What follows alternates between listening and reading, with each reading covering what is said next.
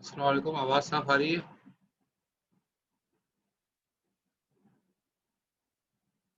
जी sir, clear है। जी।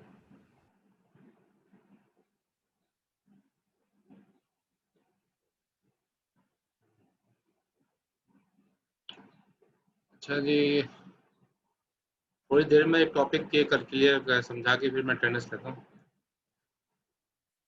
लोग आ भी रहे हैं।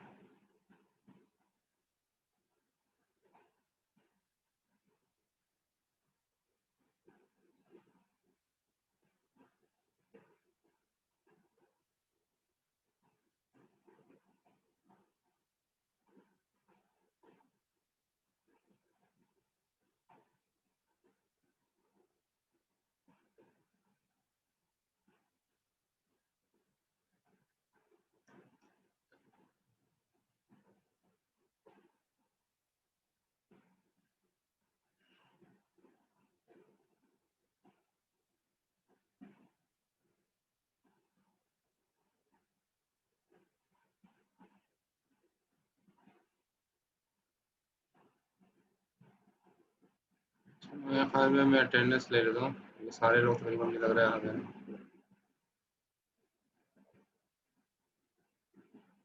16 पार्टिसिपेंट नज़र आ रहे हैं।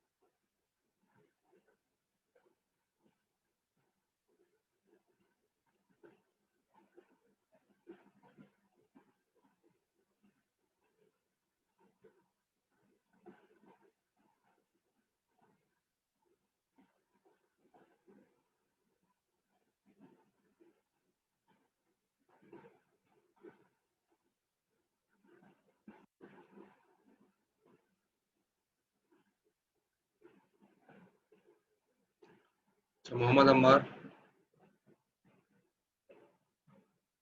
अम्मार नहीं है। नबील राशिद।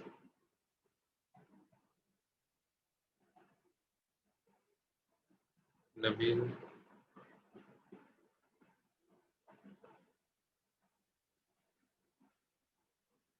नबील राशिद। जब बिलाल कह रहा है मेरा नाम इस लिस्ट में क्यों नहीं है, क्योंकि मेरे ख्याल में ये लिस्ट पुरानी थी। ये तो अभी आप लोगों का लेट रजिस्ट्रेशन होगी तो बाद में ज्वाइन किया होगा, तो एलएमएस पे तो होगा, नाम यहाँ नहीं होगा।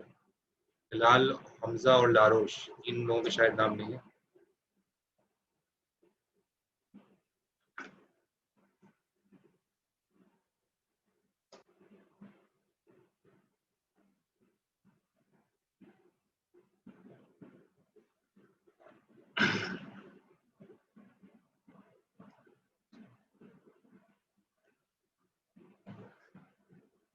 अच्छा, रामिश। नबील राशिद है। नबील राशिद नहीं। नबील राशिद फर्स्ट सेशन में भी नहीं थे, अभी भी नहीं है। रामिश अहमद। ठीक है, प्रेजेंट है। मलिक अदनान। मलिक अदनान। मलिक अदनान।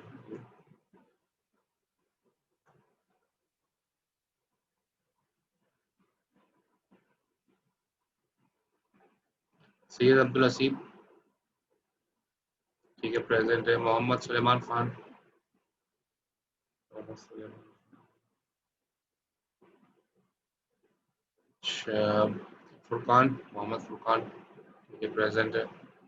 बशीर इकबाल। बशीर इकबाल। सही है, प्रेजेंट है। सबा बतूल। सही है। जरीन गुल। जरीन गुल प्रेजेंट है, ठीक है। मोहम्मद मास, सही है, प्रेजेंट। मौज़म अली खान, ठीक है, प्रेजेंट। मोहम्मद हसन सुहेल, प्रेजेंट। मोहम्मद इबाद, ठीक है, प्रेजेंट। आसिम रिजवान, आसिम रिजवान, आसिम रिजवान कशिश में भी नहीं थे इसमें। और मोहम्मद शाहजेब जाफरी, ठीक है, प्रेजेंट है। सैयद मोहम्मद हुसैन, ठीक है, प्रेजेंट है। और मोहम्मद बिलाल, मोहम्मद बिलाल 10559, ठीक है, प्रेजेंट है। हम्माद अब्दुल बारी, सही है, प्रेजेंट है। हाफिज फरजन अहमद, प्रेजेंट है। उबैदुल्ला,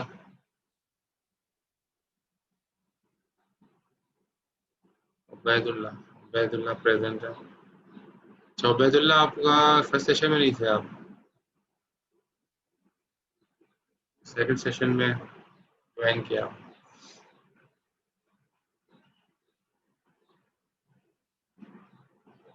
अच्छा, वजीहा मोइनुद्दीन, ठीक है, प्रेजेंट, सही। मोहम्मद हमजा प्रेजेंट है, आगल आरोज प्रेजेंट है, और मोहम्मद बिलाल है। तीन लोग ये लिस्ट में नाम नहीं है, प्रेजेंट है, सही। बिलाल है, डबल लाइन जरूर, डबल। से स्टार्ट कर रहे हैं लेक्चर, मिस हो गई।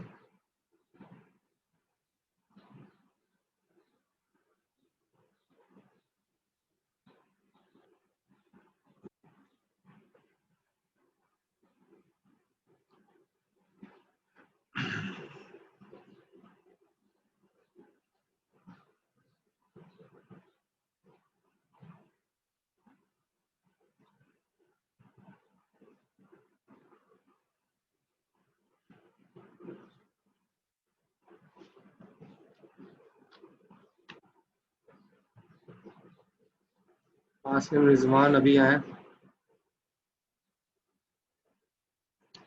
आप लेट ज्वाइन किया, सेकंड सेशन भी आप फर्स्ट सेशन में भी नहीं थे आप।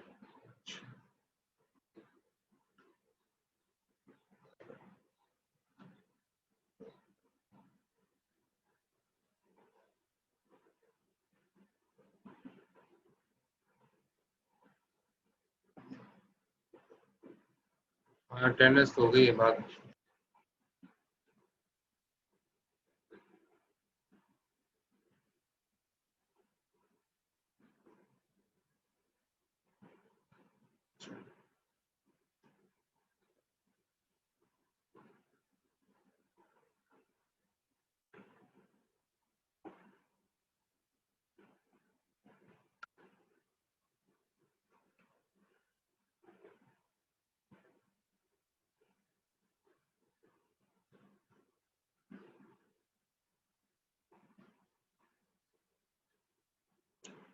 चलिए क्लास स्टार्ट कर रहे हैं। अब आप देखें यहाँ अवॉइडेंस एल्गोरिथम, हमने ब्रेक से पहले देख लिया था कि डेडलॉक जो है वो, ये जो है सेफ स्टेट अनसेफ स्टेट का हमने देख लिया था, ठीक है।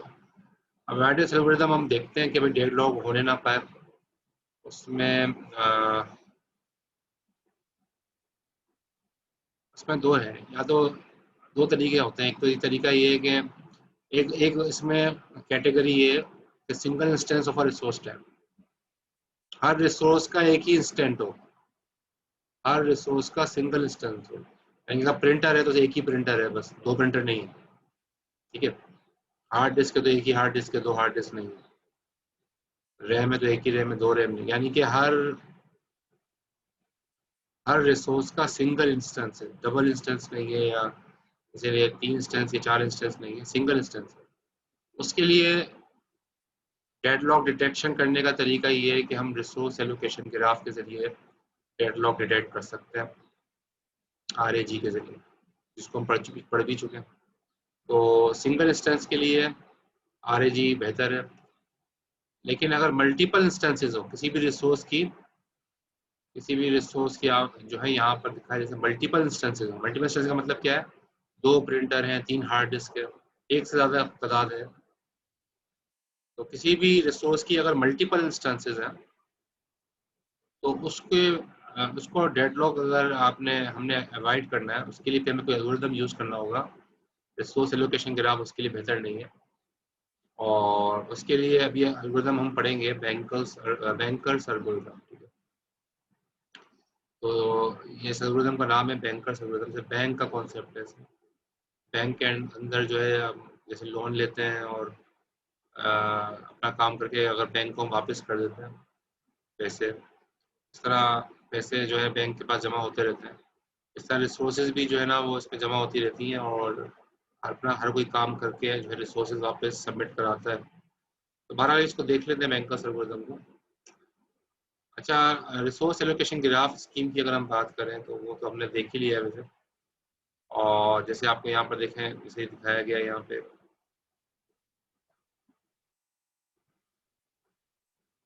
ये रिसोर्स आर आई है, ये रिक्वेस्ट कर रहा है P1 को, और P1 रिक्वेस्ट कर रहा है R2 को, और P2 रिक्वेस्ट कर रहा है R2 को। इसमें नजर इस RAG में क्या नजर आ रहा है कि P2 के पास R1 है। ठीक है, P2 प्रोसेस है ना, P2 प्रोसेस के पास नहीं, P2 प्रोसेस R1 के लिए रिक्वेस्ट कर रहा है, सही है। P2 प्रोसेस R1 के लिए रिक्वेस्ट कर रहा है, और RP जो है R1 किसके पास है? R1 P1 के पास है। P2 R1 के लिए रिक्वेस्ट कर रहा है और R1 P1 के पास है। इस तरह P1 को फ्यूचर में चाहिए होगा R2। ठीक है, अभी नहीं चाहिए, फ्यूचर में चाहिए, इसलिए डॉटेड लाइन दिखाई यहाँ पे। डॉटेड लाइन का मतलब है क्या? थोड़ी देर के बाद उसको चाहिए होगा R2। तो P1 को थोड़ी देर के बाद R2 चाहिए होगा, और P2 को भी थोड़ी देर के बाद R2 चाहिए होगा, दोनों को R2 चाहिए होगा। तो अगर ये फॉर एग्जांपल P2 को मिल जाए ये रिसोर्स, अगर ये P2 को मिल जाए तो यहाँ देखो साइकिल बन गया। कैसे साइकिल बन गया? P2 R1 के पास है, R1 P1, P2 R1 P2 R1 को रिक्वेस्ट कर रहा है, R1 P1 के पास है, और P1 रिक्वेस्ट कर रहा है, रिक्वेस्ट करेगा फ्यूचर में, तो डॉटेड लाइन ये दिखा रहा है, P1 रिक्वेस्ट करेगा R2 को, और R2 जो है वो P2 के पास है। तो ये साइकिल है। ठीक है, और ये डेडलॉक बनने का चांस है, क्योंकि जैसे ही ये P1 इसको रिक्वेस्ट करेगा डेडलॉक बन जाएगा, सर्कुलर वेट में आ जाएगा। ठीक है, तो ये लिखा हुआ है अनसेफ स्टेट। ये अनसेफ स्टेट थी, क्योंकि P2 को पहले दे देना, P1 को बाद में देना, ये अनसेफ स्टेट है। हाँ, P1 को अगर आप पहले देते, P1 को पहले दे देते, P2 को बाद में देते, तो फिर ये साइकिल नहीं बनती। कहा हमारी आवाज़ नहीं आ रही, हम बात कह रहे हैं आप, बाकी मेरे ख्याल में सबको तो आ रही होगी आवाज़ मेरी। अम्माद हुसैन का मैसेज आया, उनको आवाज़ नहीं आ रही। बाकी सबको क्लियर आवाज़ आ रही? जी सर, क्लियर है। क्लियर है, ठीक क्लियर है है सर। सही है सर, मैं इनको लिख देता हूँ।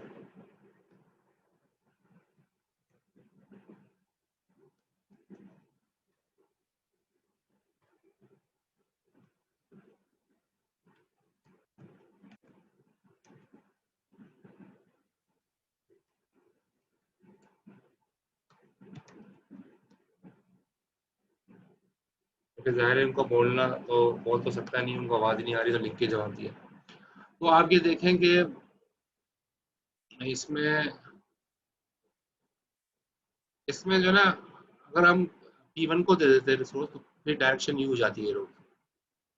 फिर ये साइकिल नहीं बनता। ठीक है, साइकिल बनती, ये इसके पास होता, ये इसके पास होता, साइकिल नहीं बनता। इसके बाद ये साइकिल नहीं बनता, लेकिन अब चूंकि पहले P2 को दे दिया, P2 को देने से साइकिल बन, अब साइकिल बन गई। तो ये P2 को पहले दे देना, ये क्या था? अनसेफ स्टेट था, और इससे डेडलॉक बन गया, क्योंकि जाहिर है ये साइकिल बन गया, सर्कुलर वेट बन गया।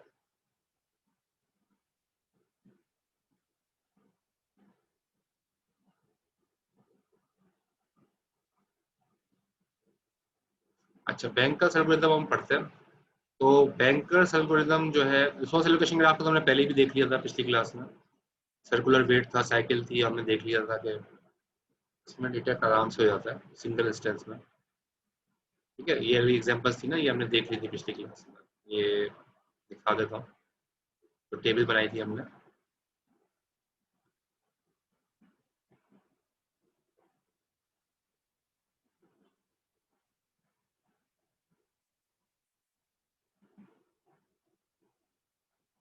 ये हमने देख लिया था ना, सिंगल इंस्टेंस का डेडलॉक हमने देख लिया था, आरएजी से डेडलॉक जो डिटेक्ट हो सकता है। अब हम बैंकर्स एल्गोरिथम पढ़ते हैं कि बैंकर्स एल्गोरिथम कैसे जो है वो resource allocation graph, sorry bankers algorithm कैसे जो है ना डेडलॉक को अवॉइड करता है। ठीक है, तो यहाँ पर ये देख पढ़े,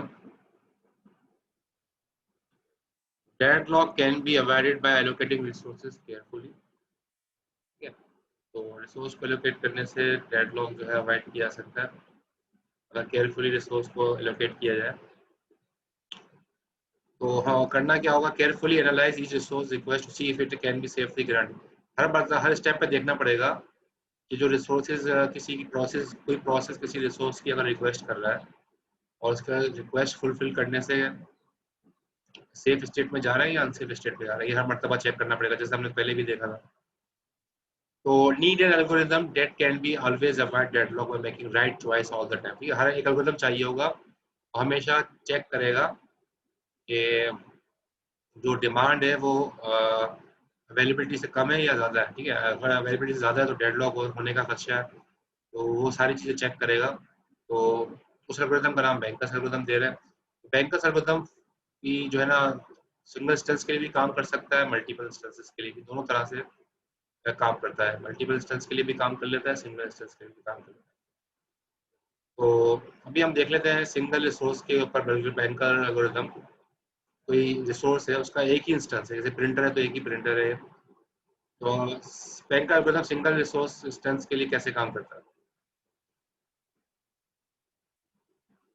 तो यहाँ पे एग्जांपल दी हुई है कि अब दिखाएंगे, लिखा है ना, what the algorithm does it check to see if granting the request leads to an unsafe state. ठीक है, तो अगर अनसेफ स्टेट में है तो उसकी रिक्वेस्ट को डिनाई कर देगा एल्गोरिथम, कहेगा भाई आपकी रिक्वेस्ट मैं फुलफिल नहीं कर सकता क्योंकि मैं आपकी रिक्वेस्ट फुलफिल करने से अनसेफ स्टेट में चला जाऊँ। अनसेफ स्टेट वाली कोई भी अगर कोई रिक्वेस्ट आती है उसको डिनाई कर दिया जाएगा। और अगर किसी ऐसी रिक्वेस्ट आती है जिसको अप्रूव करने से सेफ स्टेट में चले जाते हैं, तो ये एल्गोरिथम उसको कैरी आउट कर देगा और उस प्रोसेस को रिसोर्सेज ग्रांट कर देगा। और फॉर एग्जांपल ये आप यहाँ पे एक और एग्जांपल आई है सामने, देखो ये प्रोसेस ए है, बी है, सी है, डी है, 4 प्रोसेस है। अभी तो फिलहाल इनके पास कोई भी रिसोर्सेज नहीं है और फ्री जो है अवेलेबल 10 रिसोर्सेज है अभी। मैक्सिमम ए को 6 चाहिए, बी को 5 चाहिए, सी को 4 चाहिए, डी को 7 चाहिए। ये मैक्सिमम इनकी रिक्वायरमेंट ही है। तो यहाँ से समझ लेते हैं। अब इनको कुछ कुछ रिसोर्सेज जो है इनको दे दी गई ऑपरेटिंग सिस्टम में, शुरू में दे दी इनको रिसोर्स। शुरू में इनको रिसोर्स दे दी, एक रिसोर्स मिल गई, बी को 1 मिल गई, सी को 2 मिल गई, डी को 4 मिल गई। तो ये कितने हो गए, 4, 5, 6, 7, 8, 8 रिसोर्सेज अब असाइन हो चुकी है। तो टोटल 10 थी, 10 रिसोर्सेज थी, 8 रिसोर्सेज असाइन हो चुकी हैं। तो बची कितनी है, 2। ठीक है, तो अगेन वही है, 2 रिसोर्सेज बची हैं। तो 2 से जो है 2 से हम किसकी रिक्वायरमेंट पूरी कर सकते हैं। रिसोर्स ए को मजीद 5 चाहिए क्योंकि इसके पास 1 है, 6 की मैक्सिमम रिक्वायरमेंट, मजीद 5 चाहिए। बी के पास 1 है, 4 की मैक्सिमम रिक्वायरमेंट, 1 है, 5 की मैक्सिमम रिक्वायरमेंट, तो उसको मजीद चाहिए 4। बी को 4 चाहिए, सी को 2 चाहिए, 2 इसके पास है, 2 की रिक्वायरमेंट सी की कह रहा है। ठीक है, तो और डी को कितने चाहिए, डी के पास 4 है, मजीद उसको 3 चाहिए, तो उसके साथ की डिमांड पूरी हो जाएगी। अवेलेबिलिटी हमारे पास 2 की है, 2 रिसोर्सेज हमारे पास इस वक्त फ्री है। तो किसकी रिक्वायरमेंट करेंगे पूरी, आसान ने पहले जवाब दे दिया था, सी की। सी की रिक्वायरमेंट बोलेंगे, ज़ाहिर है 2 है तो 2 की रिक्वायरमेंट इसमें सी नज़र आ रहा है, तो बाकी तो 2 से ज़्यादा ही हैं सारे। तो सी की रिक्वायरमेंट पूरे करेंगे, सी को 2 चाहिए थे, 2 दे दिए, 4 हो गए इसके पास। 4 इसको चाहिए थे, 4 के 4 चलेंगे और ज़ाहिर है बैलेंस में हमारे पास 0 हो जाएगा क्योंकि हमारे पास 2 ही थे। हमने 2 सी को दे दिए, 0 हो गया। सी अपना काम पूरा करके सारी की सारी रिसोर्सेज रिलीज करेगा। यहाँ देखें क्रॉस हुआ हुआ है सी पे, तो उसने अपना काम फिनिश करके सारी रिसोर्सेज वापस करी। बैलेंस में अगेन हमारे पास कितने रिसोर्सेज आ गए? 4।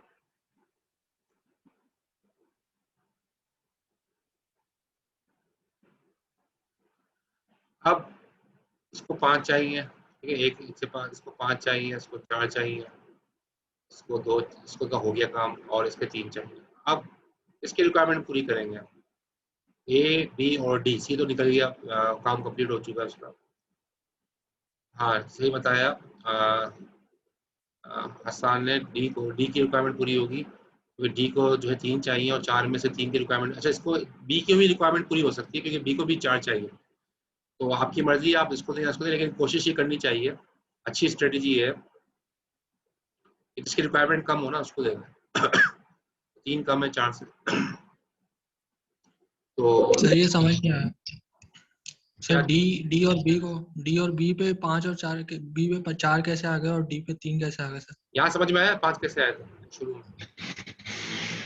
नहीं सर, ये वाला समझा दो, 5 और 4 कैसे? भाई एक इसके वो तो पास है, दो, एक इसके पास है, मजीद 6 चाहिए, मतलब एक इसके पास है और मैक्सिमम उसको 6 की रिक्वायरमेंट है। तो कितनी चाहिए होंगी? 5। सही 5 चाहिए, 5 चाहिए सर। एक इसके बी के पास एक है, मजीद एक के पास, बी के पास एक है, मैक्सिमम उसको 5 चाहिए, तो कितनी मजीद चाहिए होंगी? 4।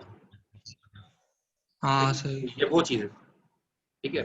सही सही। तो 5, 4, 3। अब आप देखो फ्री रिसोर्सेज यहाँ पर 4 है, और ए, बी और डी 3 है हमारे पास कैंडिडेट्स। तो 3 की अवेलेबिलिटी हो सकती है, 4 में से 4 की भी हो सकती है, लेकिन कम वाले के लिए तो बेहतर है।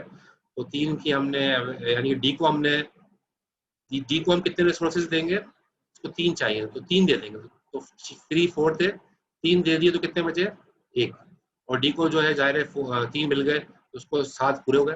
उसको 7 चाहिए थे, 7 पूरे हो गए 3 मिलके, 7 मैक्सिमम चाहिए थे। और इस तरह से फिर डी अपना काम पूरा करेगा, और यहाँ पर क्रॉस हुआ हुआ है, ये अपना काम पूरा करके 7 के 7 रिसोर्स वापस करेगा। पहले हमारे पास 1 थी, अब 1 + 7 कितनी हो जाएंगी? अगेन हमारे पास 8। अब हमारे पास ए बचा है और बी बचा है, ठीक है। ए को कितने चाहिए? 5। ए को चाहिए 5 और बी को कितने चाहिए? 4। अवेलेबल हमारे पास कितने हैं? फ्री कितने हैं? 8।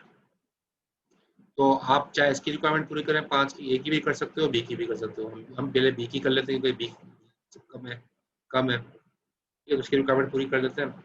और इसकी रिक्वायरमेंट, इसको 4 चाहिए थे, 4 दे दिए, तो हमारे पास 4 बचे। और जब इसको 4 मिलेंगे तो इसके पास कितने हो जाएंगे? 5। एक था, 4 मिलने के बाद इसको कितने हो जाएंगे? 5। 5 ही चाहिए थे, 5 मिल गए इसको। और ये अपनी रिक्वायरमेंट पूरी करके 5 वापस करेगा। तो 4 हमारे पास थे, 5 की अपनी वापस करेगा हमें, तो हमारे पास कितने बैलेंस में आ जाएंगे? 9। और अब प्रोसेस हमारे पास सिर्फ एक ही बचा है अभी, ए, जिसको कितने चाहिए? 5। तो जाहिर है हमारे पास तो 9 है, 9 में 5 की रिक्वायरमेंट तो पूरी हो रही है, तो हम ए को दे देंगे। 5 चाहिए थे, 5 दे देंगे, हमारे पास 4 बच जाएंगे। और इसको जब 5 मिलेंगे तो ये 6 हो जाएगा। 6 ही चाहिए थे, अपना काम कंप्लीट करने के बाद ये काम कंप्लीट करेगा, 6 वापस करेगा, और हमारे पास कितने हो जाएंगे फ्री? 10। ये 4 थे, 6 ऐड हो जाएंगे 10। तो 10 रिसोर्सेज थे शुरू में, दिखाया गया है यहाँ पर। शुरू में 10 रिसोर्सेज फ्री थे, ये फ्री 10 थे, और बाद में आखिर में हमारे पास अगेन 10 रिसोर्सेज वापस आ गए। और सारा जो सेफ सीक्वेंस था वो ये था, पहले हमने सी को चलाया, फिर डी को चलाया, फिर बी को चलाया, फिर आखिर में ए को चलाया, आखिर में ए चला। तो ये जो सीक्वेंस है ये सेफ सीक्वेंस है, सेफ स्टेट्स है, ये सारी सेफ स्टेट्स है, सी, डी, बी, ए। इस तरह चलाएंगे, डेडलॉक नहीं आएगा, और सारी प्रोसेस जो है वो सक्सेसफुली चल जाएगी। तो ऑपरेटिंग सिस्टम इस तरह से ग्रांट करेगा कि पहले सी को ग्रांट करेगा रिसोर्सेज, फिर डी को, फिर बी को, और फाइनली ए को। क्लियर हो गया ये?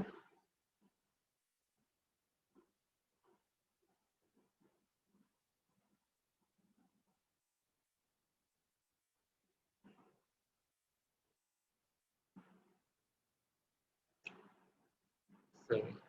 अब ये देखो डेडलॉक कंडीशन क्या थी? वही है कि ये डेडलॉक कंडीशन है, स्लाइड में दिखाया गया है ना। ए के पास 6 है, बी के पास 2 है, सी के पास 2 है, ज़्यादा। इसको इसको इसको रिक्वायरमेंट कितनी चाहिए होगी? 5 की। इसको रिक्वायरमेंट कितनी चाहिए होगी? 2 है, 5 चाहिए, इसको 3 चाहिए, ठीक है, और इसको 2 चाहिए, और इसको कितने चाहिए? 3। और फ्री कितने? 1। एक में जो किसी की रिक्वायरमेंट पूरी नहीं होगी, सब एक से ज़्यादा ही है, 5, 3, 2, 3, तो ये डेडलॉक है, क्योंकि सारे प्रोसेस वेट ही करते रहेंगे। हमारे पास इतनी रिसोर्सेज है नहीं कि हम जो है किसी एक की भी रिक्वायरमेंट पूरी कर सकें, तो ये डेडलॉक कंडीशन।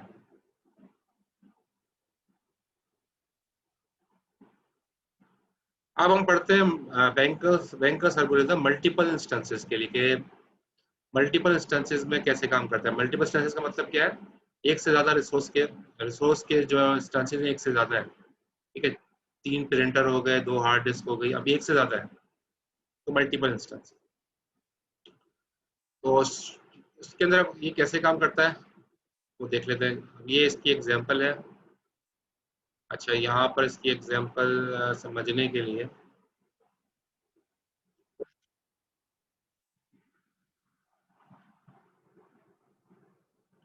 यहाँ तो मैंने सॉल्व किया हुआ पूरा, लेकिन मैं आपको सॉरी,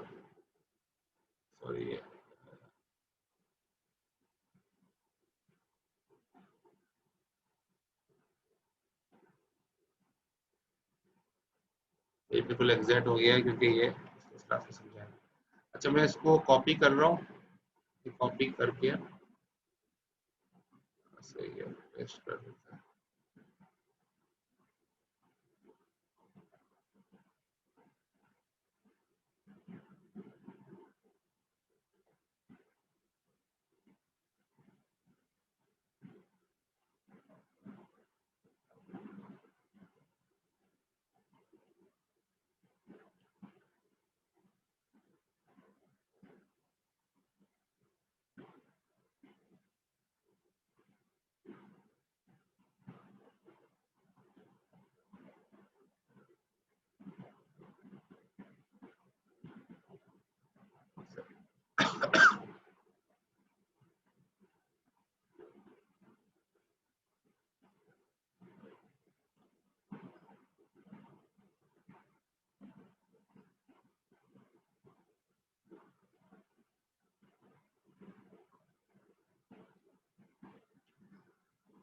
अच्छा, अब आप ये देखें, एक स्क्रीन पे आपको एक नजर आ रहा होगा, ठीक है, कि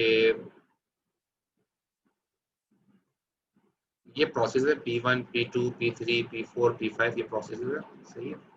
अब ये एलोकेशन का टेबल है, एलोकेशन का कॉलम है। एलोकेशन के कॉलम में ये रिसोर्स ए है, रिसोर्स बी है, रिसोर्स सी है, ठीक है। टोटल रिसोर्सेज अगर हम बात करें, ए के जो है 10 इंस्टेंसेज है, यानी कि समझो ए अगर प्रिंटर है तो 10 प्रिंटर मौजूद है। बी के 5 इंस्टेंसेज है। बी अगर हार्ड डिस्क है फॉर एग्जाम्पल, तो यूँ समझ लो कि बी अगर हार्ड डिस्क है, 5 हार्ड डिस्क मौजूद है। सी जो है उसके 7 इंस्टेंसेज है। सी अगर फॉर एग्जाम्पल यूँ समझ लो, सी अगर डीवीडी ड्राइव है, तो हमारे पास 7 डीवीडी ड्राइव है। तो ये इंस्टेंसेज है, ए के 10, बी के 5, सी के 7, ठीक है। अच्छा, अब इसमें ये एलोकेशन बताया हुआ कि भाई ये रिसोर्सेज, कुछ रिसोर्सेज हैं जो कुछ प्रोसेसेस को मिली नहीं। जैसे P1 को बी का एक इंस्टेंस मिला हुआ है, बी के टोटल 5 इंस्टेंस है, ठीक है, बी के टोटल 5 इंस्टेंस है, P1 को एक मिला हुआ है, और ए का कोई भी P1 के पास ए का कोई भी इंस्टेंस नहीं है, ठीक है। P1 की हम बात कर रहे हैं, इस कॉलम की। तो P1 के पास ए का कोई भी इंस्टेंस नहीं है, क्योंकि ए के नीचे 0 लिखा है। P1 के पास सी का कोई भी इंस्टेंस नहीं है, सी के नीचे 0 लिखा है।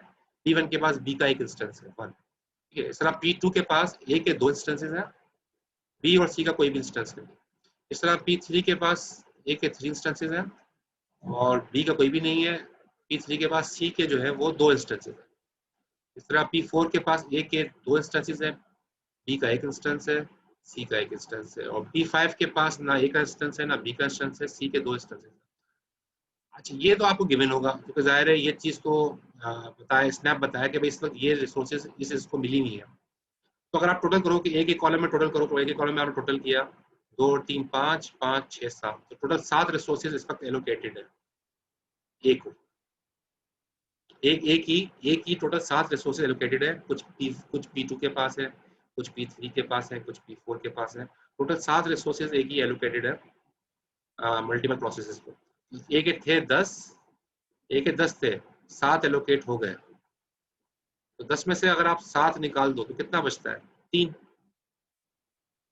ठीक है, 3 बचता है। तो यहाँ पर देखो ये जो अगला कॉलम बना हुआ है करंट अवेलेबिलिटी लिखी है इस कॉलम में, इसको मैं माउस से सर्कल कर रहा हूँ। अच्छा मैं ऐसा करता हूँ इस स्लाइड पे, तो अच्छा ये तो चलेगा नहीं। स्पॉटलाइट कर देता। ठीक है, देखो ये बता रहा है 3। अब ये 3 जो है एक्चुअली क्या है, 10 में से 7 माइनस किए तो करंट अवेलेबिलिटी ए की कितनी रह गई? 3। ठीक, क्लियर हो रहा है ना ये बात? इस तरह बी है, अब बी के अंदर देखो कितने हैं, 1 1 2, तो यहाँ पर रेड से मैंने लिख दिया है 2।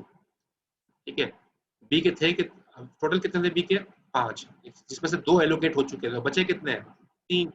यहाँ पर बी के नीचे करंट अवेलेबिलिटी में आप देखो बी के नीचे लिख दिया है 3। ये आपको लिखना पड़ेगा, ये हो सकता जरूरी नहीं है कि ये आपको मिला हुआ हो, अवेलेबिलिटी जरूरी नहीं है मिली हुई हो सकता है ना हो, तो आप निकालोगे, कैसे निकालोगे? हो सकता है ये टोटल जो रेड कलर में दिया हुआ है ये भी आपको ना मिला हुआ हो, 7 2 5 जो दिया हुआ है, ये तो आप खुद ही ऐड कर लोगे ना कि भाई इतने एक ऐड कर लो, ये मिला हुआ होगा आपको जो ऊपर लिखा हुआ है, ये जो लिखा है ना ये आपको गिवन होगा।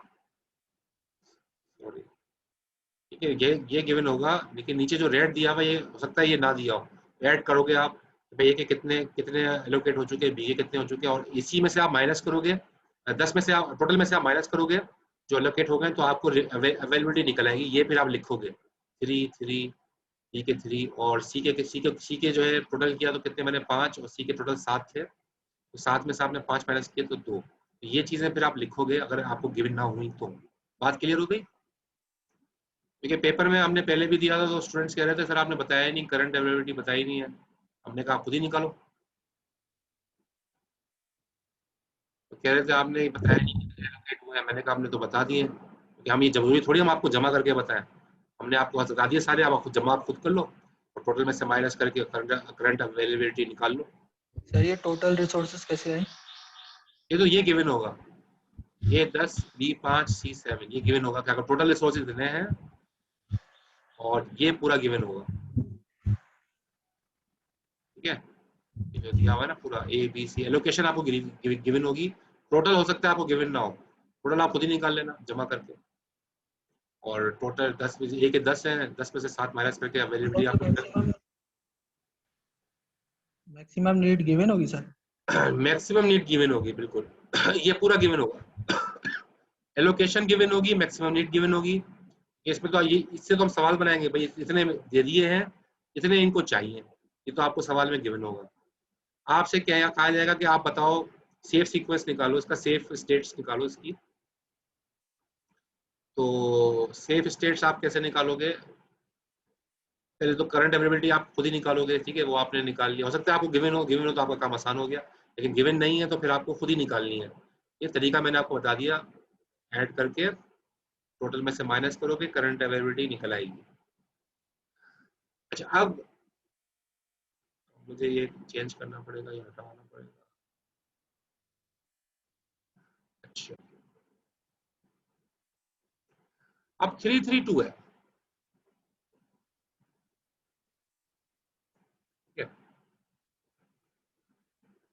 एलोकेशन हमारे सामने, मैक्सिमम नीड हमारे सामने है,